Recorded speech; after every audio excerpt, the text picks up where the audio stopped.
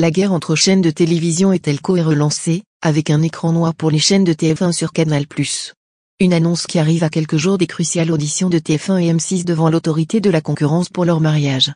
À quelques jours des auditions devant l'autorité de la concurrence (ADLC) pour la fusion TF1-M6, Canal+ met un grand coup de pression. Le groupe a coupé le signal de TF1 et des chaînes TNT, TMC, TFX, TF1 Série Film, LCI.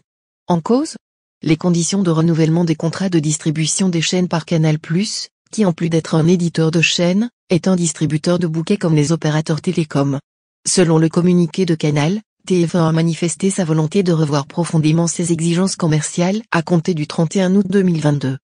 TF1, fort de sa position dominante, exige en particulier le versement d'une rémunération très conséquente pour ses chaînes gratuites de la TNT, dit la filiale de Vivendi. Face à ces exigences infondées et déraisonnables pour des chaînes qui sont accessibles gratuitement pour tous et qui doivent le rester, le groupe Canal+, partenaire de longue date du groupe TF1, est contraint de renoncer à diffuser ses chaînes en France métropolitaine. On déplore fortement cette situation, qui pénalise nos consommateurs, répond TF1, évoquant des semaines de discussion. On a signé des accords avec tous ces dernières années, sur la même base. Nous regrettons que cette volonté ne soit pas partagée par Canal. On semble revenir quelques années en arrière quand Canal+ avait coupé le signal de TF1, au plus fort de la guerre pour le signal des telcos avec les différents groupes de télévision. Car le sujet est bien connu et promettait de revenir sur le devant de la scène avec le projet de mariage TF1-M6. L'argumentaire peut se résumer assez simplement.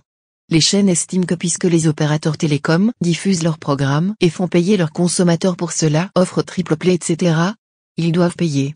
En face, les telcos rétorquent qu'ils contribuent à leur apporter plus d'exposition, et donc d'audience, que les chaînes monétisent grâce à la publicité.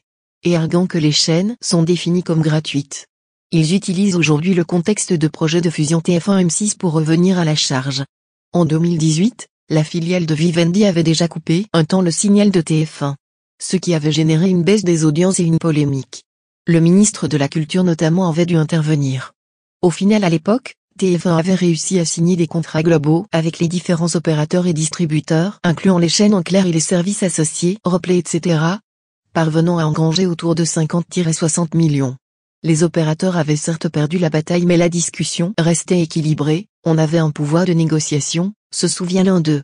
Là, avec TF1-M6 fusionné, ça va être très compliqué.